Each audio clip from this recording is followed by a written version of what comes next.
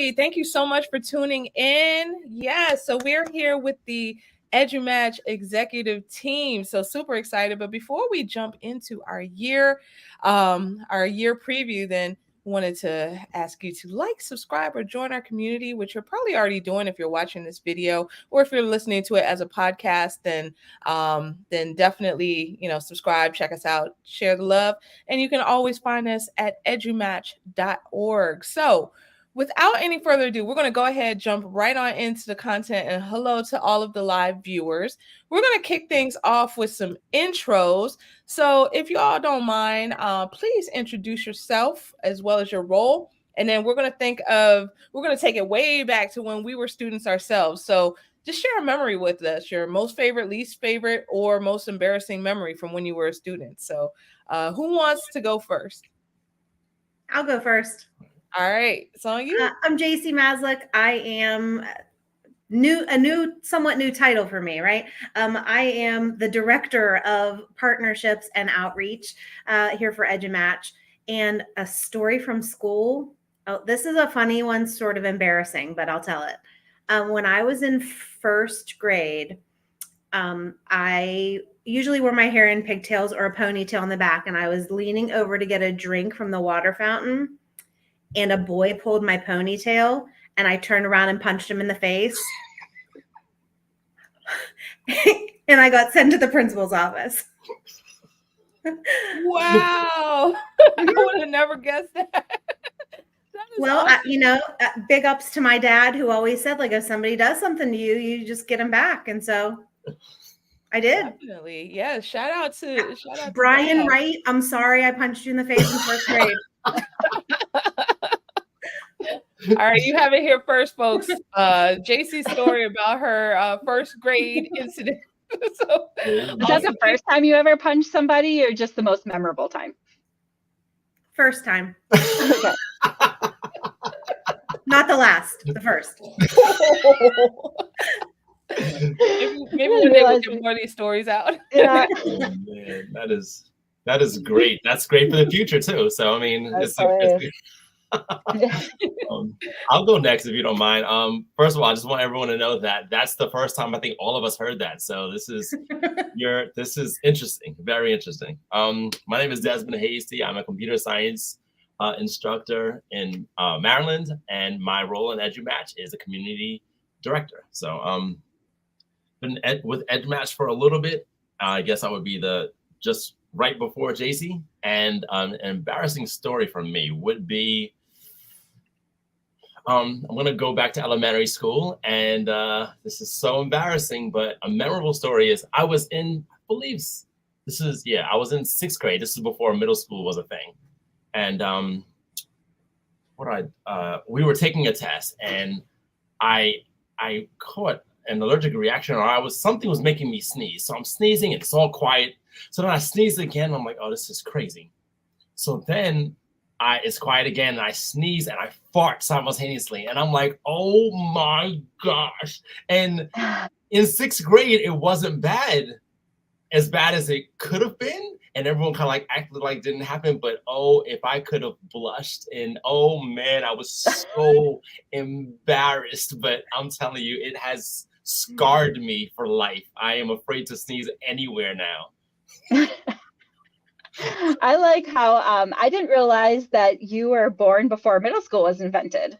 Well, I don't know about that was a long time ago. I don't know about it being invented, but it was not. I'm from Long Island, New York, and it was not a thing in Long Island. Like, it was sixth grade, then we had seventh and eighth for junior high.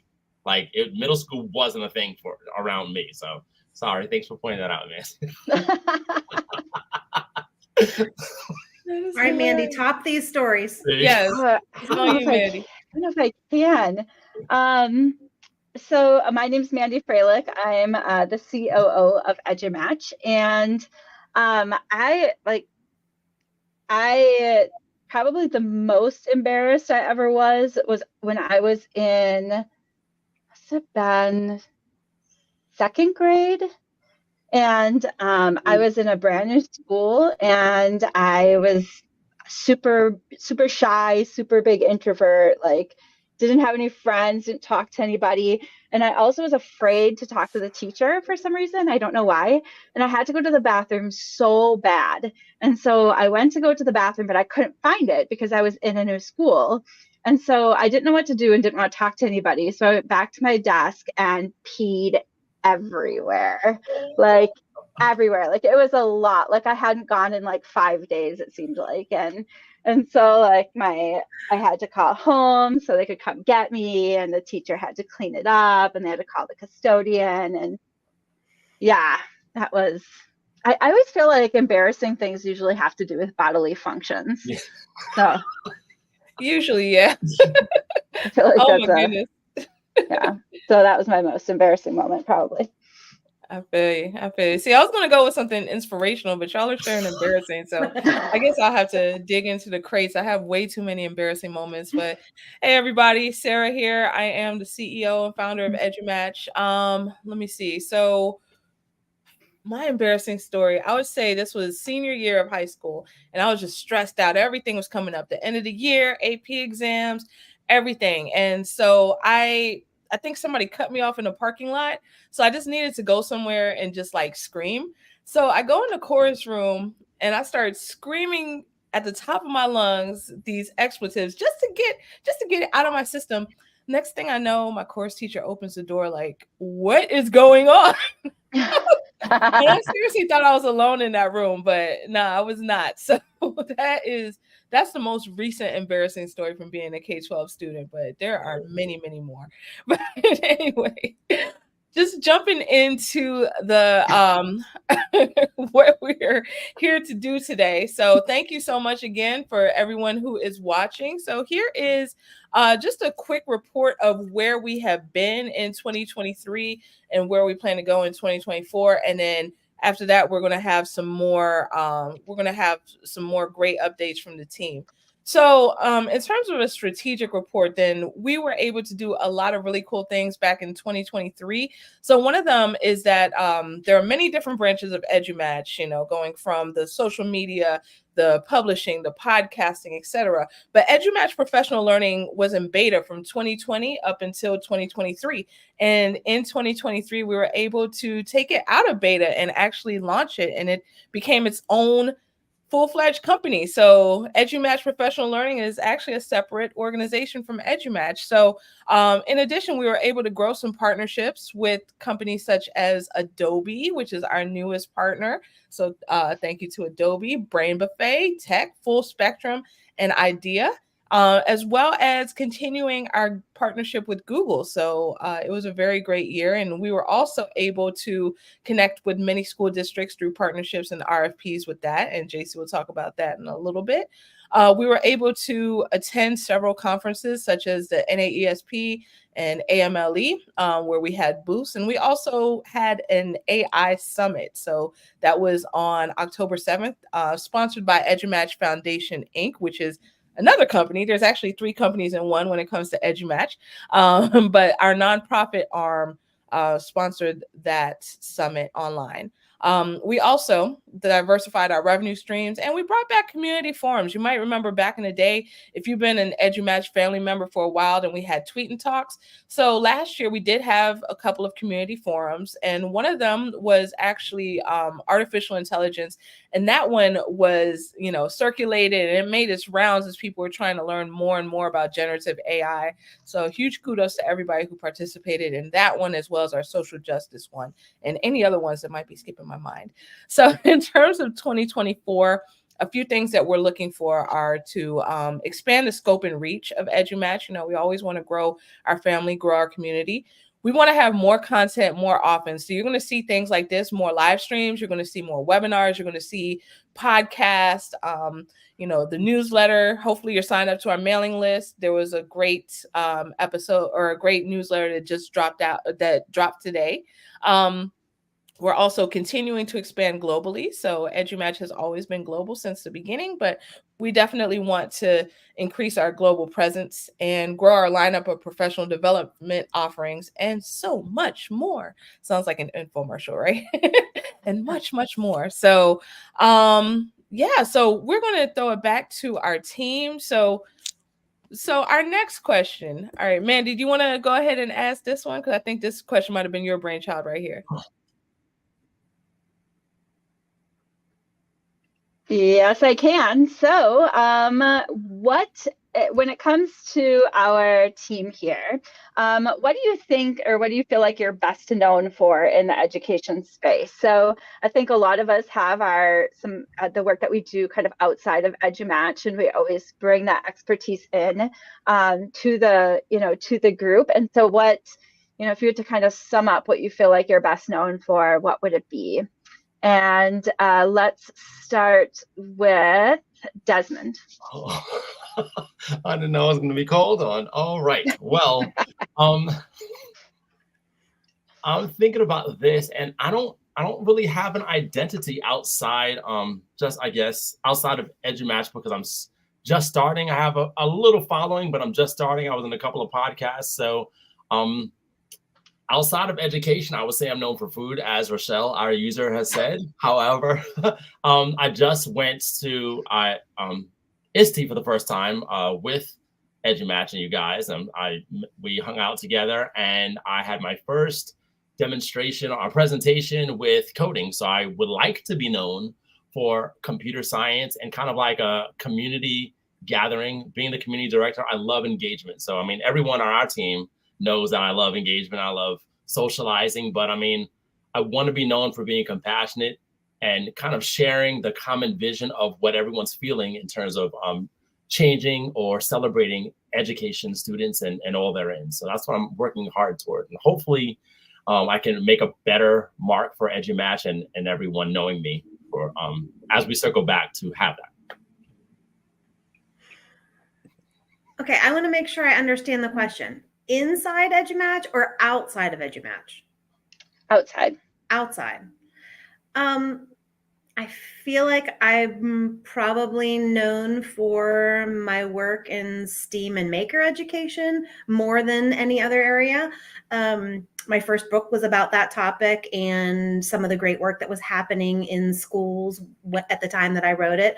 I've continued that strand in a lot of ways, infusing both literacy and creativity, which are huge passions of mine. I've written about those topics as well, which kind of pulls it back into EduMatch. But anytime I'm out talking with teachers, most of my role right now is serving as an educational consultant.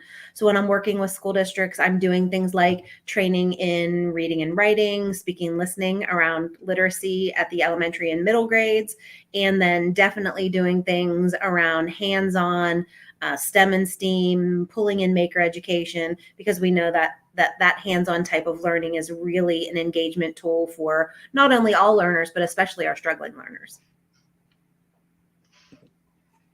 Yeah, absolutely. Sarah.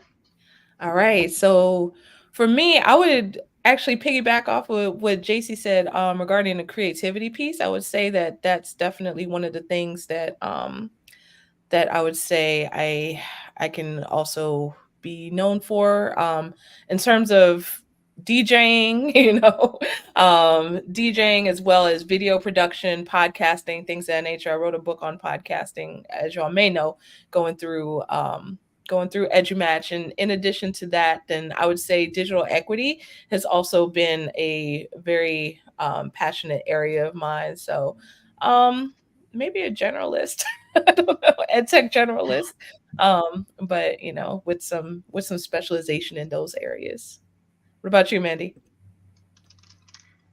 So I was in the middle of typing your fun fact, but I think that I started out in ed tech. I really started out as a training for Google. Like that's everyone's like, how did you get started? And I'm like, oh, I just, like showed people how to use Gmail and then told them they had to pay me for it. Like that's how it started from there. But I think sometimes people forget that I was even in ed tech because I do so much of the mental health stuff. But I love both areas probably equally.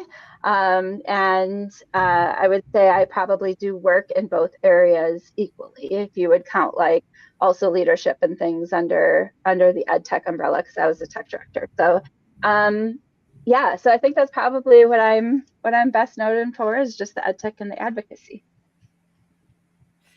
Awesomeness. All right, fantastic. So we're gonna shift gears a little bit, take a look back at the past year for some quick reflections. So reflecting on the past year, then what accomplishments or milestones do you think have propelled EduMatch forward? So anybody who wants to kind of jump in on that, then please feel free.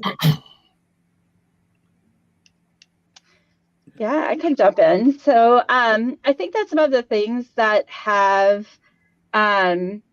really propelled us forward have been just so many things. I feel like we have so many balls in the air at once all the time.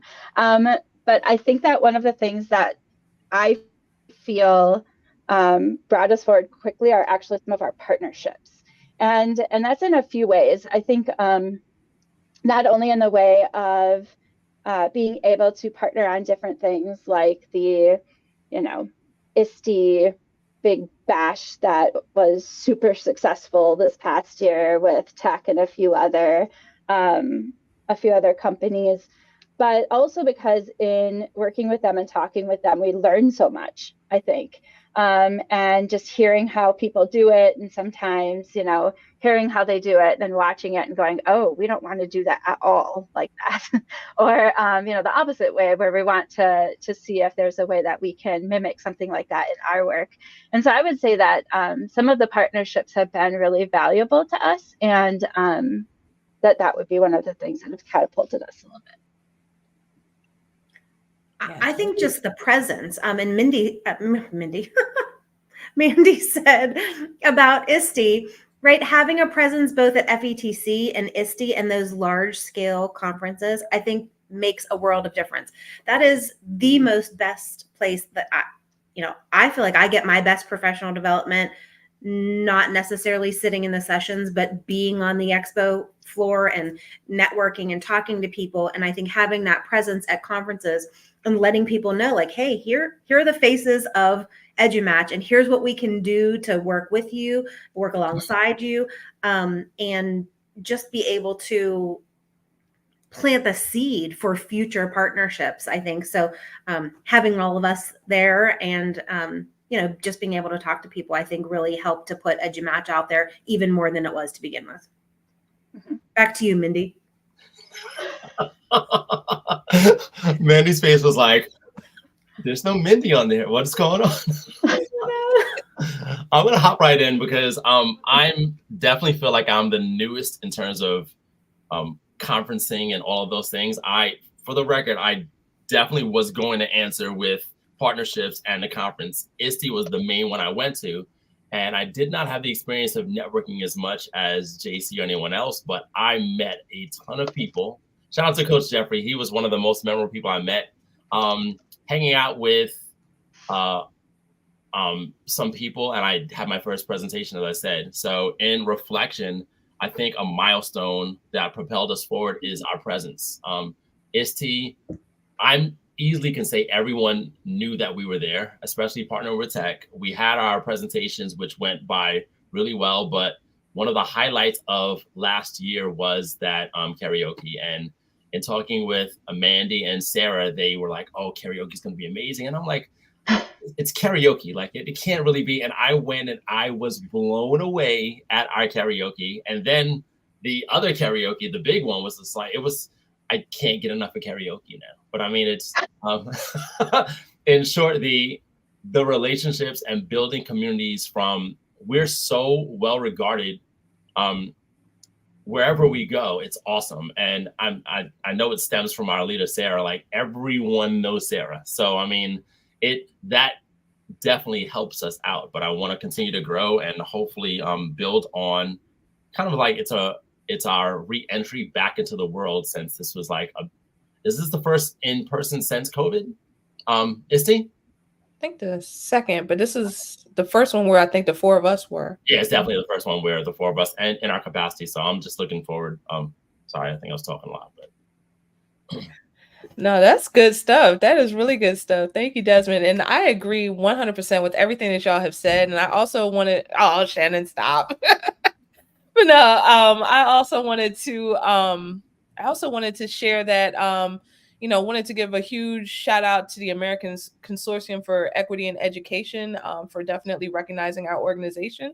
That was that was a wonderful surprise, and also connecting with some of the other folks who are associated and were recognized. That's something that's kind of what I was doing over winter break quite a bit, and bringing those connections into 2024, I think is also great. And connecting with everyone in our community, hearing all the great things that you all do, please continue to share within our Facebook group. There's so many best practices going on that I see that people are sharing, and they're sharing their blog posts, they're sharing their research, they're sharing their experiences. And really, this is how we have grown over the years, by learning with and from one another.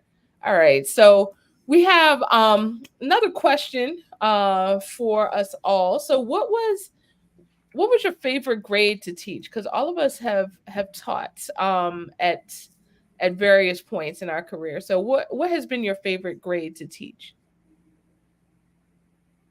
I'm gonna hop in this because I think am I the only one that's in the classroom? Currently, yeah. Okay, yeah. So I'll hop in first. Fantastic.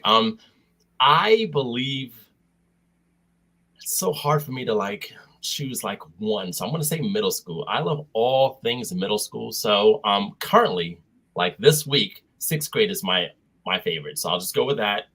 If any students are listening to this, I'm sorry. I do love you, 7th and 8th grade, but 6th grade is my favorite because they are so excited to learn. They come ready. They can get off task, but just as quick as they're off, they can hop right back on. And there isn't a sense of, I don't want to say entitlement, but as they progress and get older, they get kind of snippy and rude. And 6th grade is like one for all for one. So if someone's behind or struggling, I've seen students just that they would come and help everyone out and get back on it. And they are so team oriented, and just, it's kind of like a transition they're still elementary, a little kid, but they want to be older, but they kind of forget that they're growing. So they have so much fun. So 6th grade, yeah.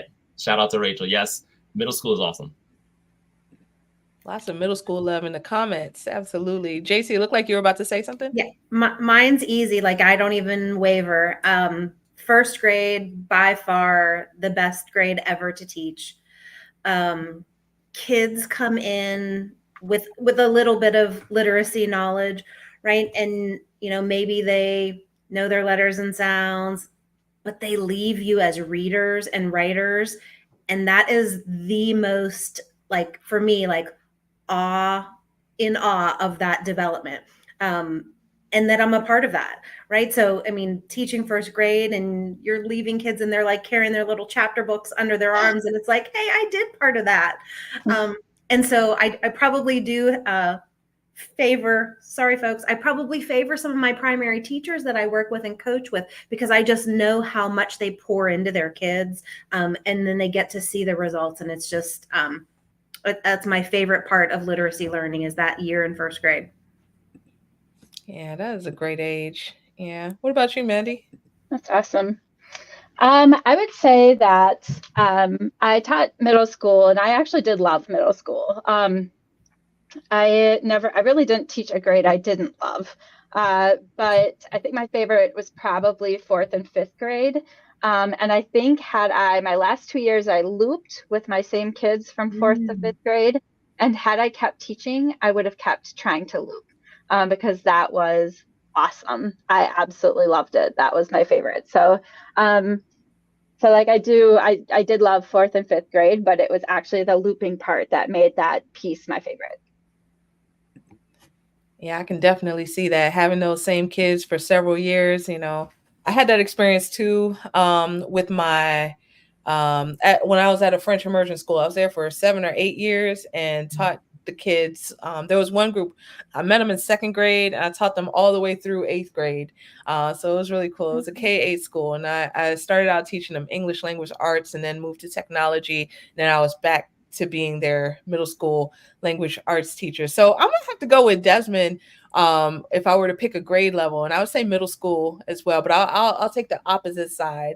I'll take 8th grade, but second semester 8th grade, because at that point they're getting ready to go to high school. You kind of see a glimpse of who they will become when they're an adult. And they get so, like, at that particular school, since they were there since kindergarten, then they were so nostalgic and so sweet at that point. And, you know, they were just thanking all their teachers. And it was just a beautiful time, you know, and seeing groups graduate year after year. I love that. But I also taught high school for a very short time, about 4 months, and I loved it when I was there. So yeah, that was also a great grade. I would say my sophomores, I loved my sophomores and my juniors. Like the middle level in high school was just the best. Not really intended, but do you see how we span literally all grades, K through 12? That's kind of interesting. Yeah, that's cool. Pretty cool. I was thinking about how amazing it is that middle school was invented during Desmond's lifetime, so he could like experience it and love it. Like, that's super amazing. I'm so You're glad. You're gonna make me bring up food so we can redirect. Nobody has to make you bring up food. We all know that. Is that one of the questions? What is Desmond's favorite place to eat food? No? That's the next one. That's for our next chat. See, yes. We don't have long enough for that. We would need like 3 hours of a podcast. It's too funny. So I'm not going to attempt to do karaoke right now, but if you had one wish, then what would be your wish for EduMatch? See, that's a Ray J reference. If I had one wish. Okay, I'm going to stop right there. But if you could choose one wish for EduMatch in 2024 and make it happen with the wave of a magic wand, then what would that wish be and why? I'll probably take this one first. I think mine's not going to be very fun though. Like, if I had, like, I'm so fortunate to be in like every EduMatch conversation with Sarah, just about like, because we talk so often every single day, like 20 times a day. And just over the course of conversations and things, the one thing that I wish I could kind of wave the magic wand is for EduMatch to get involved in policy change. And I know that's not like, that's not fun and it's not sexy and it's not any of those things. But like, to me, that's where you start to make start to have the trickle down effect for true change in schools. And so that's what, if I could make 2024, that's what I would say. Y'all heard it here, folks. Stay tuned. Cool. Who else? I mean, I don't feel like mine is a far-fetched wish. I think it will most definitely become a reality. But I think through some of the work that I've been doing with EduMatch, one of my wishes is that we really begin to develop more and more partnerships with school districts and organizations. I just would love to see the professional development aspect growing and evolving with the work that so many people, we're lucky. We are not just this team that people are looking at on the screen, but we are a team of tons of educators across the globe who are working together in collaboration to make schools better. And so I think when we start partnering with more and more school districts and can get out there and provide professional learning and continue to build the community, that's my hope for this new year. Love that. Teamwork makes the dream work. Well, I'm gonna hop in here. Not as serious as Mandy, and probably a little more far-fetched than what Jacie's saying, but I want to circle back to karaoke. And I'm going to say that one of my wishes, waving that wand, is for us to host our own karaoke at an ISTE or something, fully funded by EduMatch, to have it kind of like progress. So, I mean, not as big as the main karaoke thing, but not as small as what we had, which really wasn't small at all.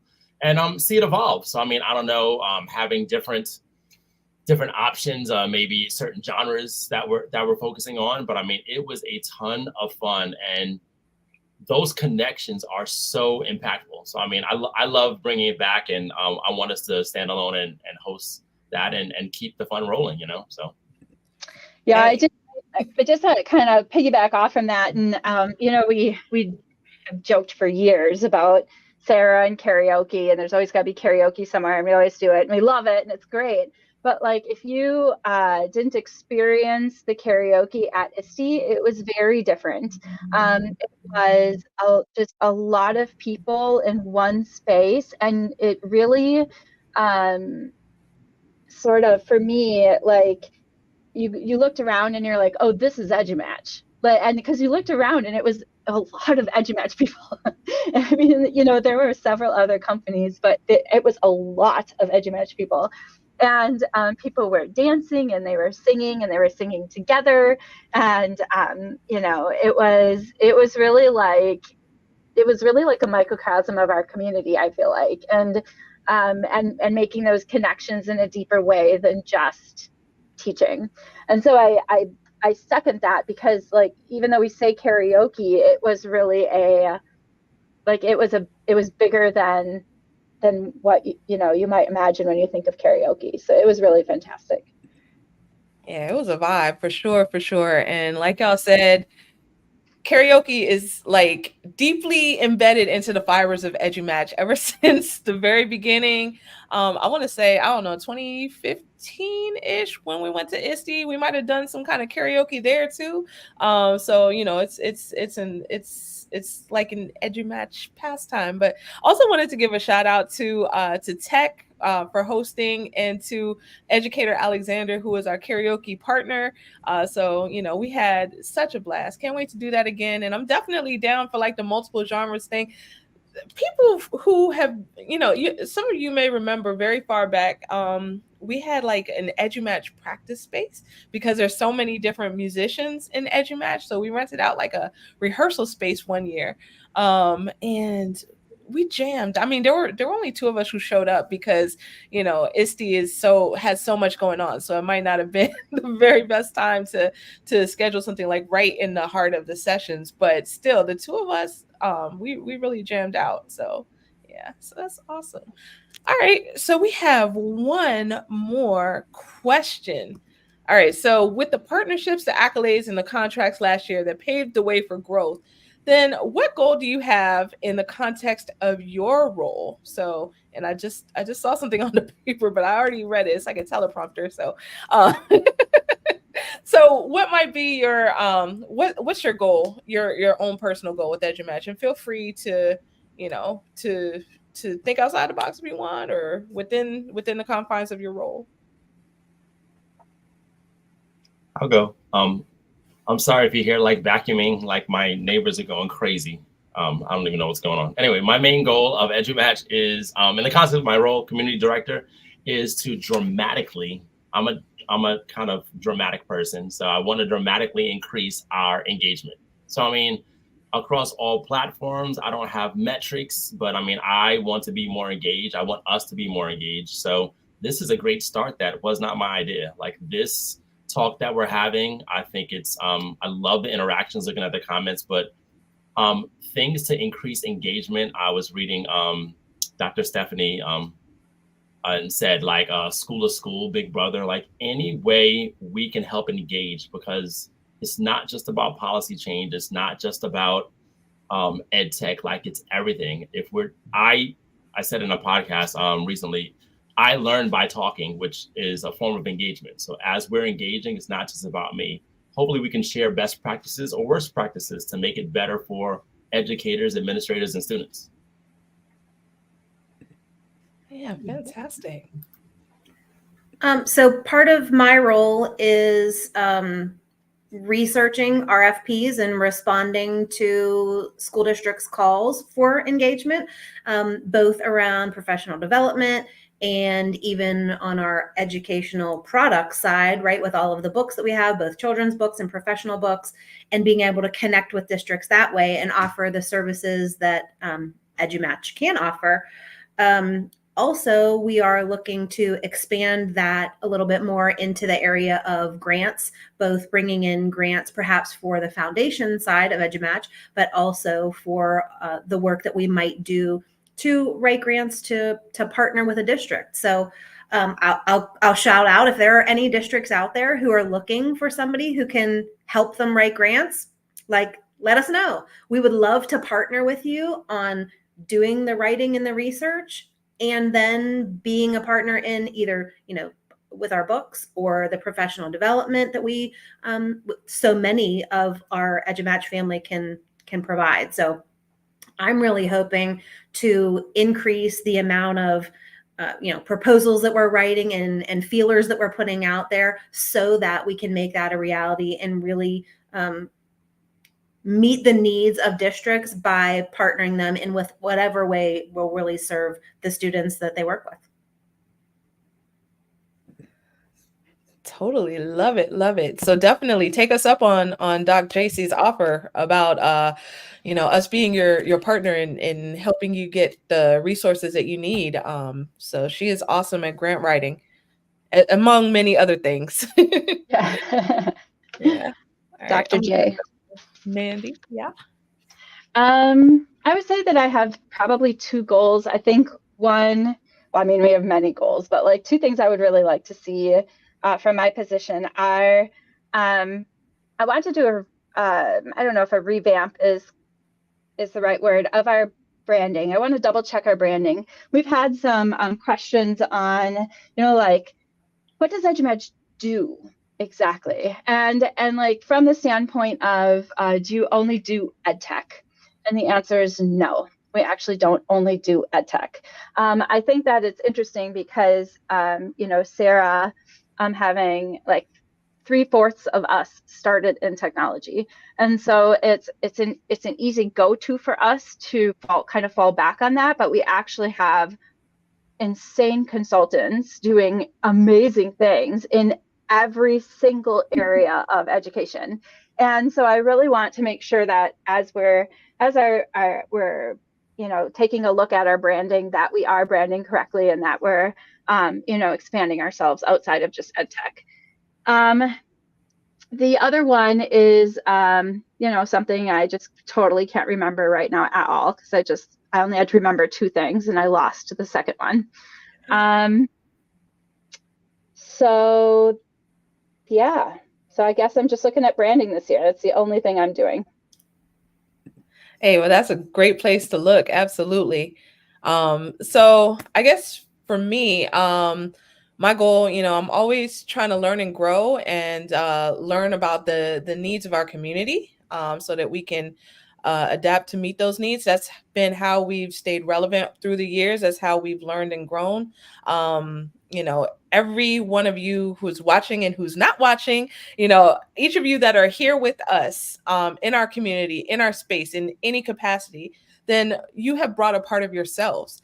And that's really been how we've grown over the years. So my goal is to stay tapped into that as much as possible, and just continue to work to meet the needs of our community the best that we possibly can. So that's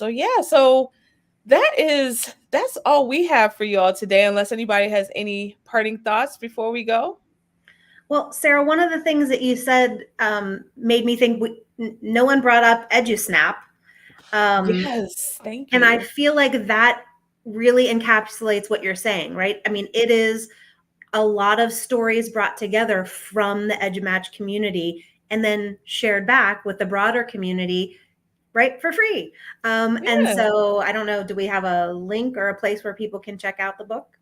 Yeah, absolutely. If y'all go to our website, actually, let me just put this banner up. So edumatch.org, and if you click on the publishing, then you'll have a pop-up window that comes up once you click on publishing, and you'll be able to get EduSnap there for free. So you just drop your email address and then you get a PDF copy. If you're more of a Kindle person like me, or if you like a paperback in your hand, we have those options as well on Amazon. So yeah, so that's hot off the press. It just came out 11 days ago. So thank you so much, Jacie, for bringing that up. Yes, indeed.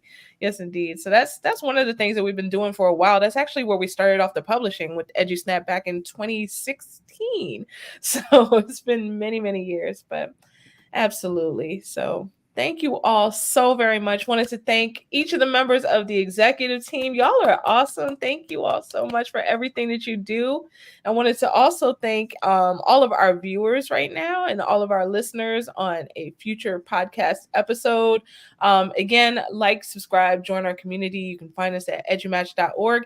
And you probably see, if you're watching this live, then you see a banner scrolling across the bottom. So we promise more content. So we are thrilled to welcome Jornay from Flipgrid, from Flip, my apologies, from Flip, who will be here next week, who's going to be sharing with us about how you can promote collaboration and communication using the Flip tool. So definitely be back to check it out. And, we have some more cool things coming for you down the pike. So thank you again to everyone, and have a good evening or good day, depending on where you are.